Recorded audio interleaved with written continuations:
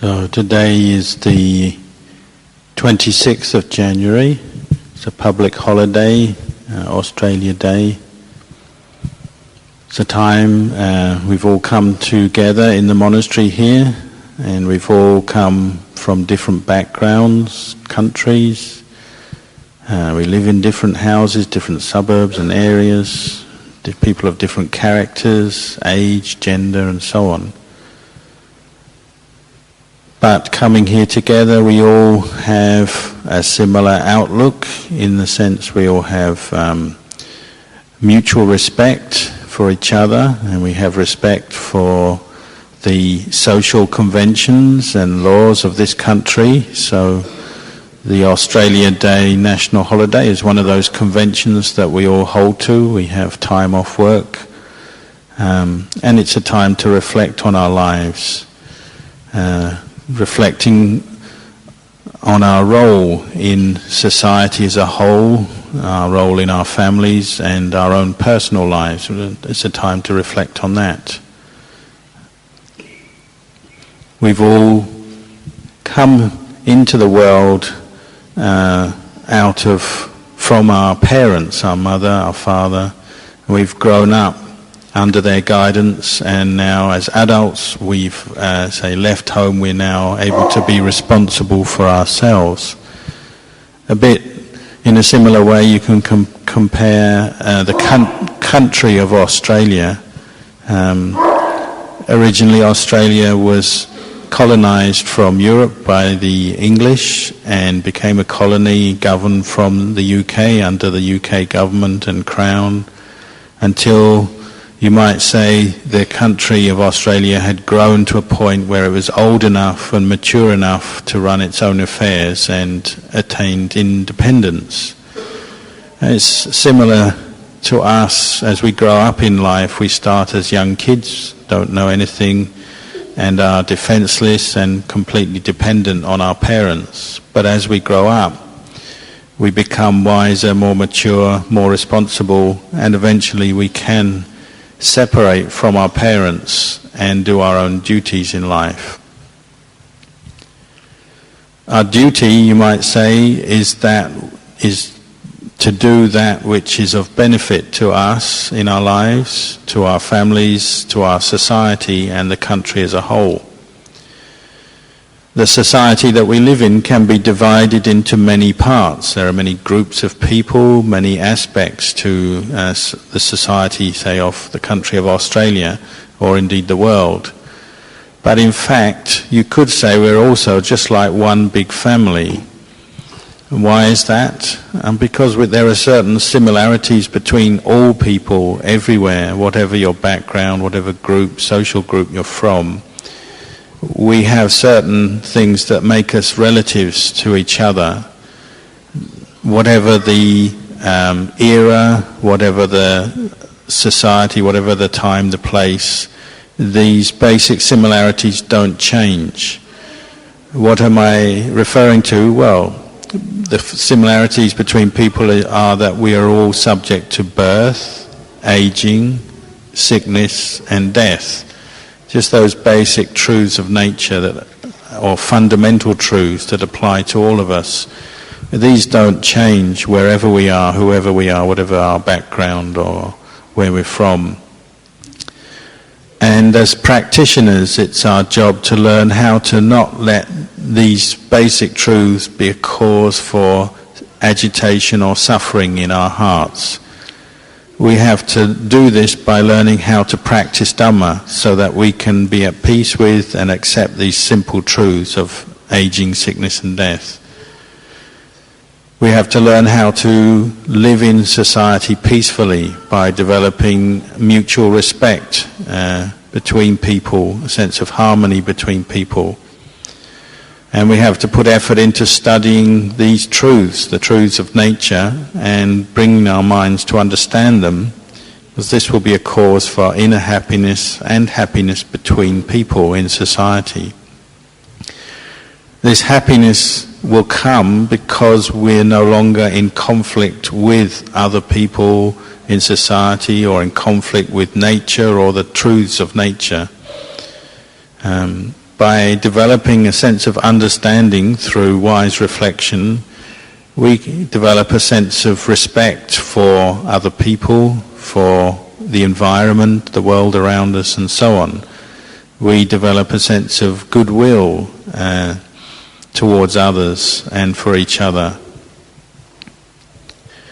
We can see that it's natural when we do come together as a large group of people, whether you talk about a whole country, a whole population, or in a smaller amount, say like in this monastery, a large group of people have come here today and often come here for different occasions.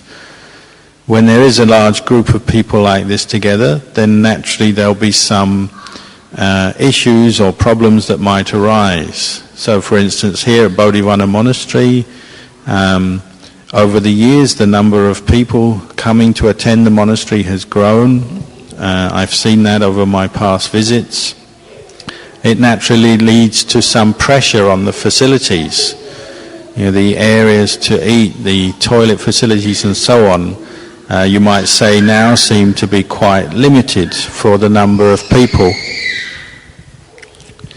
But if we learn how to contemplate and understand the truth, we can see that these are just ordinary issues and problems associated with, say, growing or large numbers of people.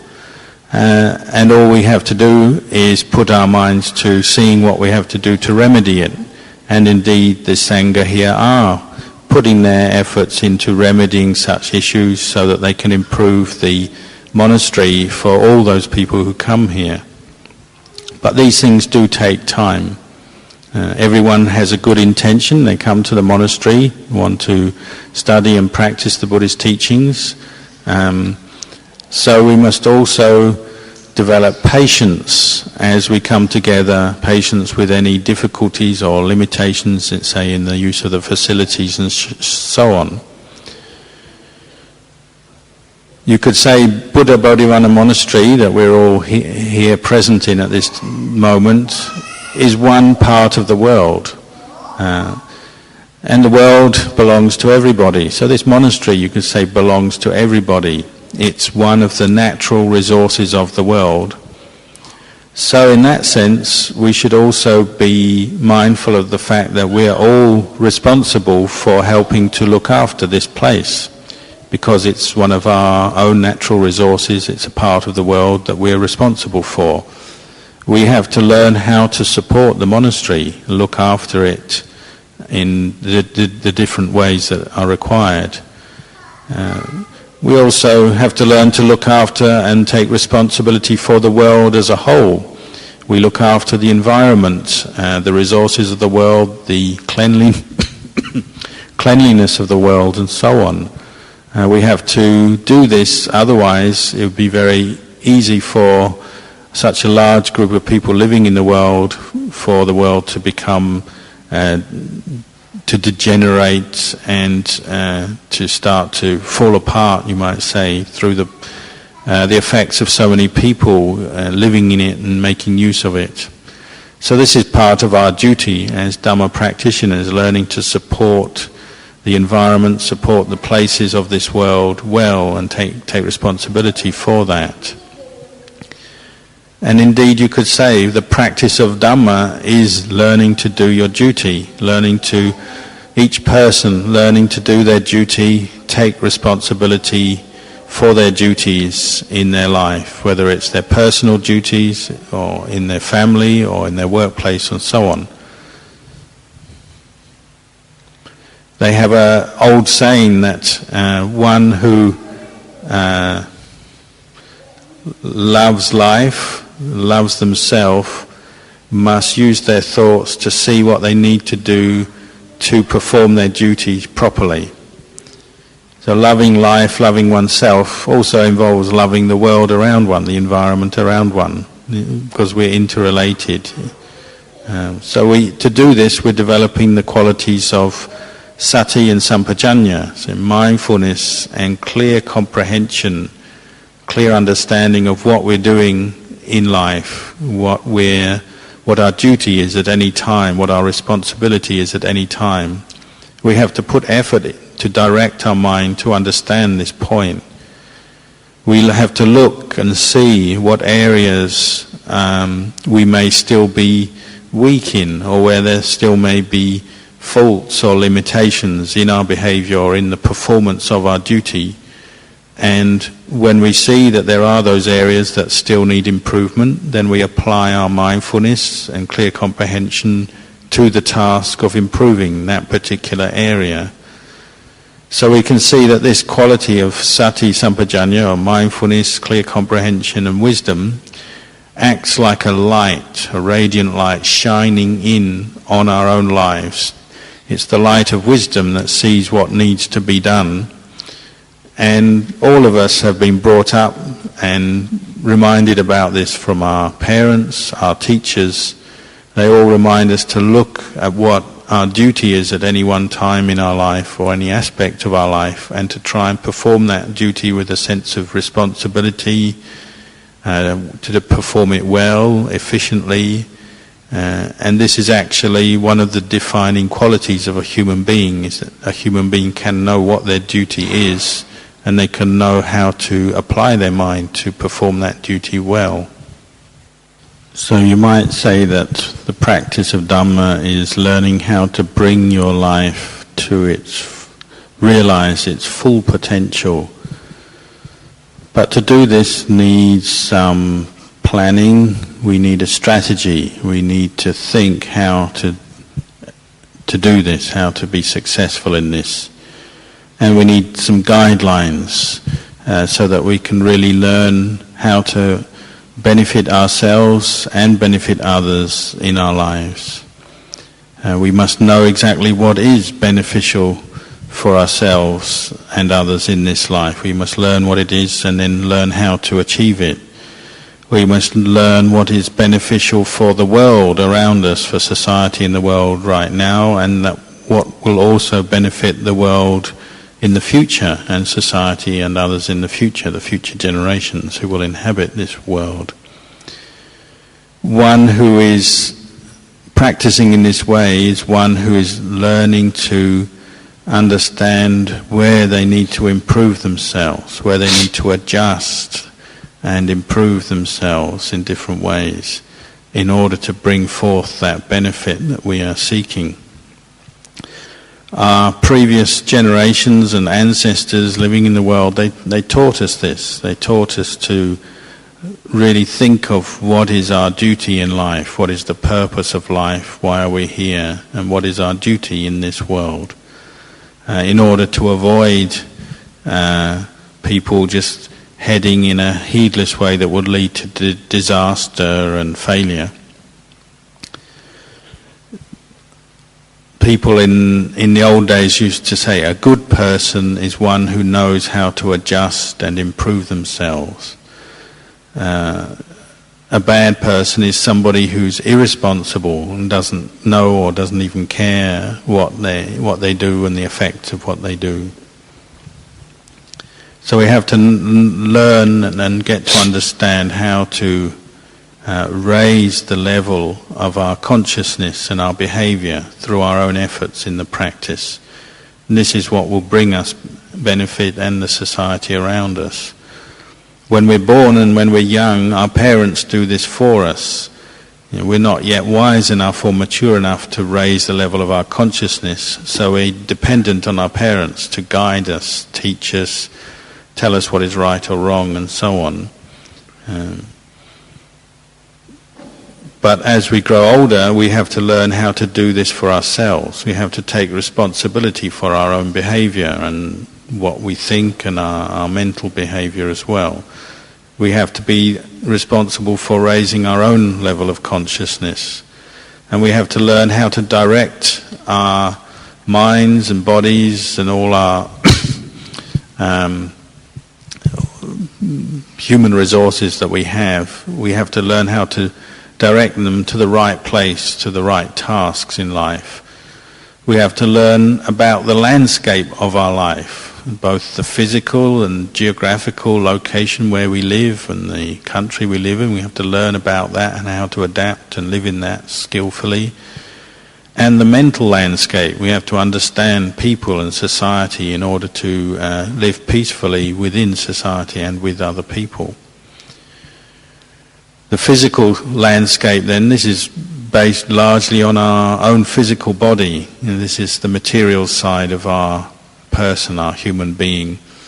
This is something we have to learn about, get to understand, both internally, in the way this body works, how it feels, what's good for it, what it needs to look after it, and externally, how the body, our physical body, relates to the external world.